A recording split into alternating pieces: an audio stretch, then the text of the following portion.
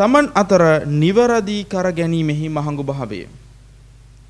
මිත්‍රවරුනි, ඔබට හතුරන් කී දෙනෙක් ඉන්නවද? ඔබ කතා නොකරන ඔබගේ මිත්‍රවරු කී දෙනෙක් ඉන්නවද? ඔබගේ ළඟම ඥාතීන් කී දෙනෙක් ඉන්නවද? ඔබගේ ගුරු බවතුන් අතර කී දෙනෙක් ඉන්නවද?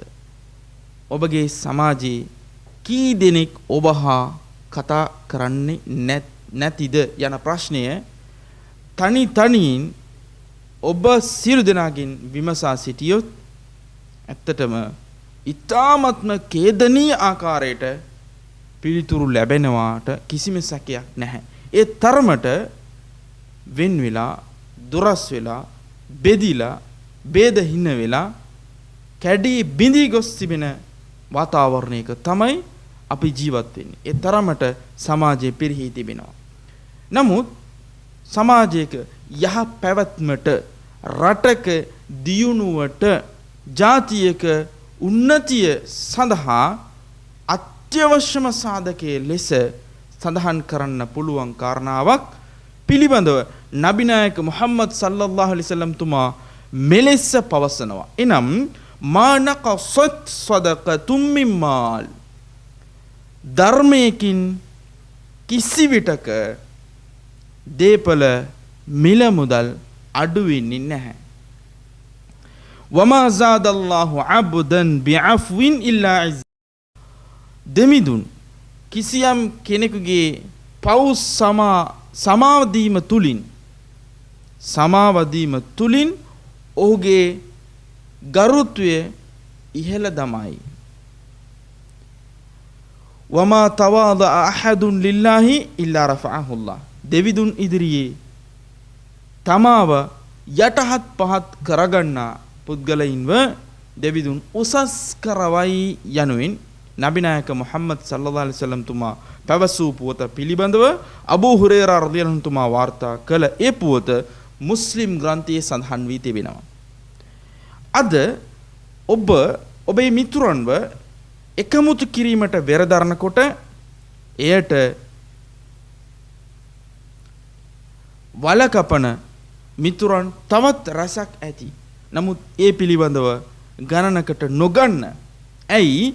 දෙවිදුන් සෑම පුද්ගලයෙකු හටම මෙලෙස අන කරනවා. එනම් අඌදු බිල්ලාහි මිනෂ් ෂයිතානිර් රජීම් ෆත්තකුල්ලාහ ව අස්ලිහූ ذات බයිනිකුම්, දෙවිදුන්ට බිය වෙන්න, ඔබලා අතර නිරවුල් කරගන්න.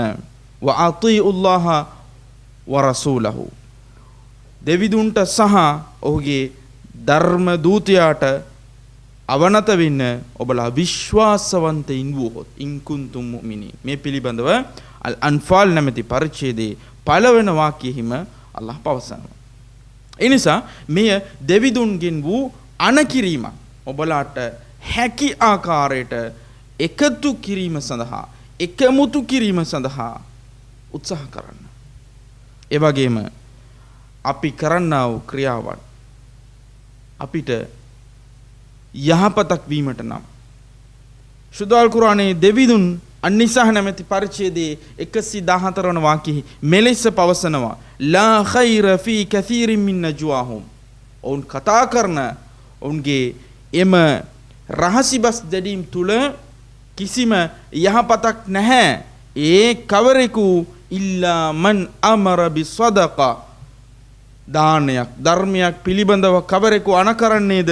අව් මඅරූෆ්, එසේ නොමැතිනම් යහපත පිළිබඳව කවරෙකු අනකරන්නේද?